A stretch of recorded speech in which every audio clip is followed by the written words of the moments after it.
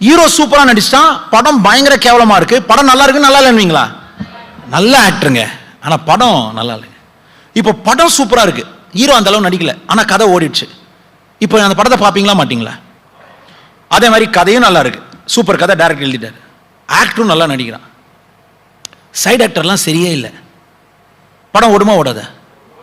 Hero சூப்பரா, இப்போ hero வந்து கேவலமா நடிக்கிறான், சைடு ஆக்டர்லாம் பிச்சு நடிக்கிறான். ஐயோ, வந்தது ஒரு சீன் இருந்தாலும் கலக்கிறான், ஒரு ஃப்ரேம் நடிக்கிறான். ஆனா படம் யார் பேஸ் பண்ணுது? ஹீரோ சூப்பரா நடிச்சிருக்கணுமா, சைடு ஆக்டர் சூப்பரா நடிச்சிருக்கணுமா?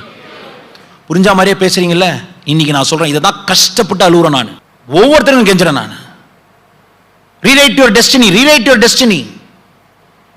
உன் படத்துக்கு நீ தான் டைரக்டர், உன் கதையில நீ தான் மெயின் ரோல். நீ கூட இருக்க சைடு ஆக்டர்லாம் குறை சொல்லனே சுத்துற, அதனால வாழ்க்கை மாறாது, படம் மாறாது, அவ்வளவுதான் சுச்சம்.